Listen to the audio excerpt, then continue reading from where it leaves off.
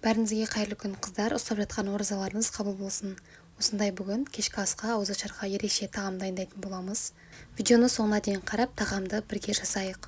Ол үшін алдымен қамырын дайындап алайық. Жұмыртқаның үстіне тұз салып, салқын су құйып, тұзымыз ерігенше жақсылап араластырамыз. Ұнды үстіне аз-аздан салып отырып, бірінші сұйық болған кезде басында қасықпен осылай араластырып аламыз. Содан кейін қоюлана бастағаннан кейін қолымызбен қамырымызды жинаймыз.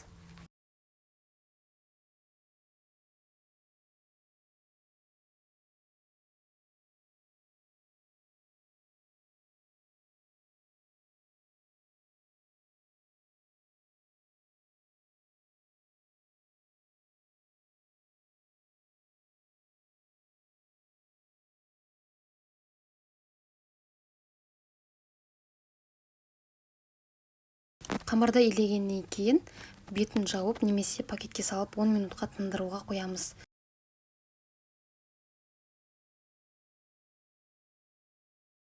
Қамырымыз демалғанша біз ішіне салатын салмасын дайындаймыз. Тартылған еттің үстіне 2 дана пиязды ұсақтап турап және тұзын бұрышын салып, дәміне қарай жақсылап араластырып аламыз.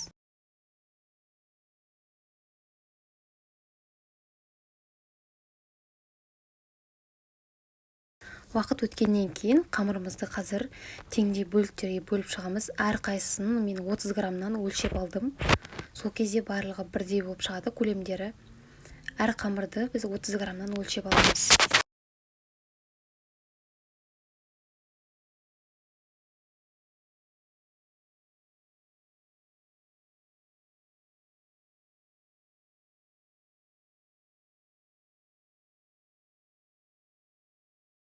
Қамырымызды дөңгелек пішіндерге келтіреміз. Барлығын осылай дайындап аламыз. Содан кейін барып жайып начинкасын сала береміз. Күнделікті тамақтарды жасаудан жалықсаңыз, дәл осы тағамды жасап көріңіз. Дәмі ерекше болып шығады.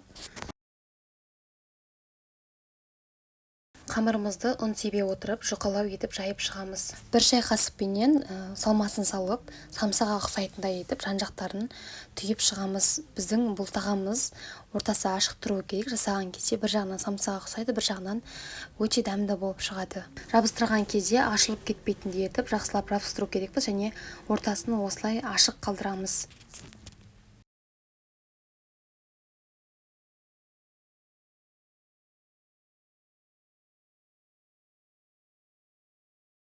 Міне осындай әдемі болып шығады. Тағы да бір рет сіздерге көрсетейін. Қамырымызды осылай жұқалап жайып аламыз. Ішіне салмасын салып, бір шай қасықпенен самсаға ұқсайтындай етіп, ашылмайтындай етіп, жақсылап түйіп шығамыз. Ортасы ашық болуы керек. Сол кезде ауа кіріп, жақсы болып пісетін болады. Достар, менің осы каналымда, дәл осы видеоның астында көптеген тағам түрлері, салат түрлері, тәтті түрлерінің рецепттері бар. Барлығы бір жасағаннан шығатын рецепттер, міндетті түрде жасап көріңіздер. Осылай мантоваркамызды майлап аламыз, сұйық майменен үстіне енді қойып шығамыз. Бізде 3 мантоварканың ыдысының 3-еуі шығады. Бетін осылай сұйық маймен майлап аламыз. Сұйық майды жағып, қайнап тұрған суға мантоваркаге 40 минутқа пісіріп аламыз. Піскенше қазір біз қасына картоплын пісіретін боламыз. Ол үшін табаға майымызды құйып, майымыз қызғаннан кейін пиязымызды саламыз. Үстіне сәбізді осылай жұқа етіп, жіңішке етіп турап алып, сәбізімізді саламыз. Жұмсарып кішкене қуырылғаннан кейін картоплымызды да саламыз. 4 бұрышты етіп осылай тез пісетіндей қылып турадым мен. Үстіне дәміне қарай тұз, бұрышын қосамыз.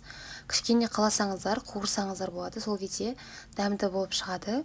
Кішкене картоплын дәл осы күйінде қуырып алсақ жақсы. Енді үстіне ыстық су құйып, бетін жауып 30 минутқа пісіріп аламыз. Астын баяу отта. Тамағымыз дайын болды міне. Осылай жан-жақтарына қойып шығамыз. Ыдысымызға үстіне картоптарымызды барлығын салып, ұсына берсеңіздер болады. Міндетті түрде жасап көріңіздер ауызашарға. Менің каналыма тіркелуді ұмытпаңыздар. Алдағы уақытта сіздермен тегін рецептермен бөлісетін боламын.